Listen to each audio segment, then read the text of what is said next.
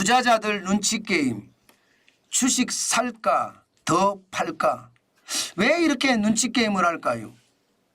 바로 이것 때문입니다. 미국의 소비자 물가가 어떻게 되는지 말입니다. 4월 소비자 물가가 조만간 발표가 됩니다. 지금 시장의 예측치는 3.4%예요. 예.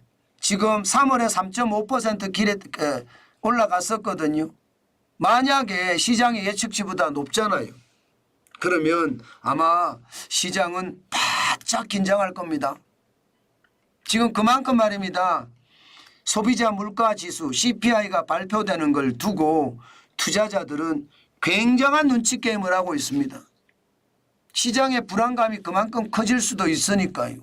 만약에 3.4%가 아니라 이건 시장의 예측치예요. 이거보다 더 많이 올라간다. 뭐 3.6%, 3.7% 간다. 지난번 미시간 대에서 발표한 기대 인플레이션은 4월이 3.5%였습니다.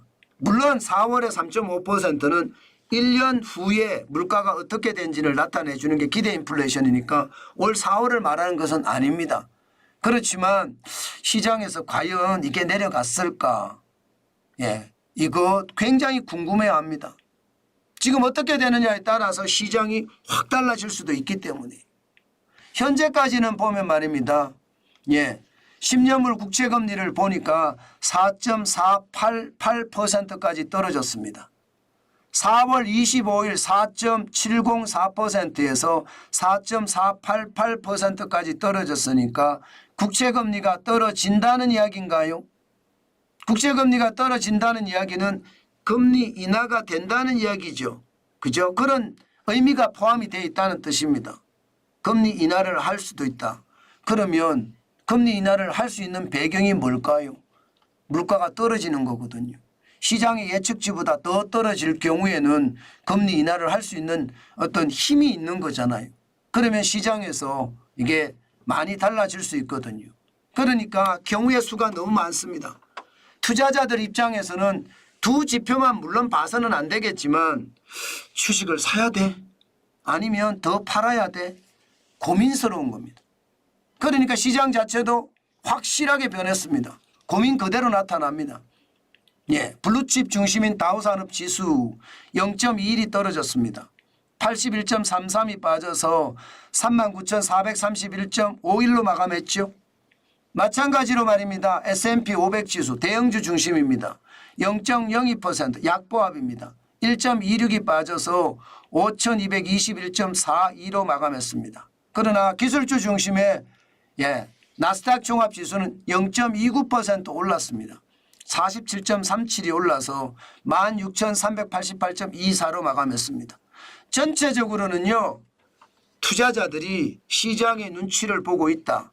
뭐 이 정도로 해석하면 될 것 같아요. 물론 밈 주식이라고 이야기하는 게임스탑이나 이런 주식들 오늘 폭등했거든요. 74%씩 올라가고 난리도 아니었습니다. AMC 주가도 78.38% 35% 올라갔거든요. 이게 개미 투자자 팬데믹 때인가요? 아마 키스지일이라는 그 계정을 아실 겁니다. 키스지일이라는 단어가 그대로 해석하면 포효하는 고양이라는 뜻입니다. 이게 X 계정에다가 게시물을 올렸어요. 밈 주식에 대해서. 그러니까 밈 주식에 뭐라고 해야 되나요? 가장 신봉자였던 키스질이 올리니까 이게 급등하고 난리가 났기는 해요. 그러나 시장 전체적으로는요. 눈치 싸움으로 끝났다. 이렇게 생각하는 게 맞을 것 같습니다. 그만큼 나스닥도 S&P 500도 다우산업도 결국 말입니다.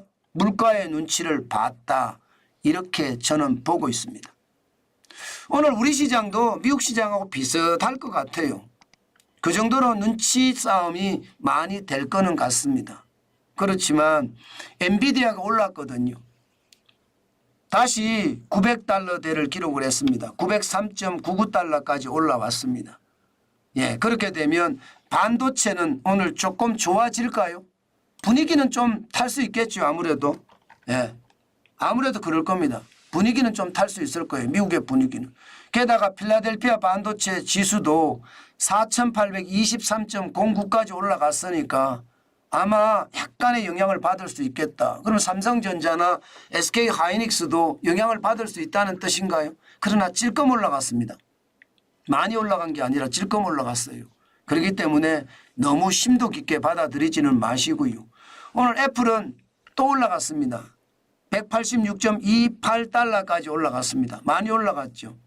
우리가 애플을 계속 지켜보자는 뜻은 저는 삼성전자 들여다보듯이 애플도 들여다보면서 시장을 앞으로 계속 따라가겠다 그런 뜻입니다. 그래서 애플 주가를 계속 보고 있습니다. 186.28달러면 살 때가 아니겠죠. 저는 사지 말아라 그렇게 말씀드리고 싶고요. 오늘 테슬라도 올라갔습니다. 172.89까지 올라갔습니다. 그렇게 되면 아무래도 우리나라 2차 전지도 좀 상황이 달라지겠죠. 당연히 달라질 겁니다. 뭐 자동차도 좀 달라질 거고요.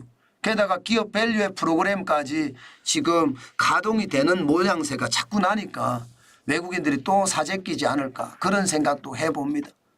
늘 제가 말씀을 드리지만 시장은요 변화무쌍합니다. 그 변화무쌍함에 우리가 어떻게 대응할 것인가는 여러분들의 투자 원칙을 가지고 대응해야 된다. 그 말씀 계속 강조해 드립니다.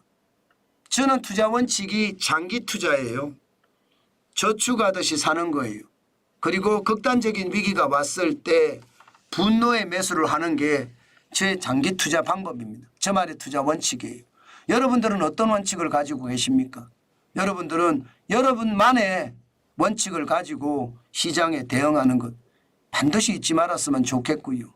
요즘 같은 시장은요. 초보 투자자들이 들어가서 저는 안 되는 시장이라고 봅니다.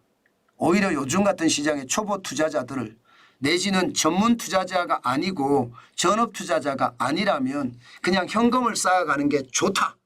이 말씀으로 오늘은 정리하겠습니다. 그 정도로 여러분 현금을 쌓아가는 게 그 어느 때보다 중요하다. 그 말씀 오늘도 강조합니다. 아셨죠?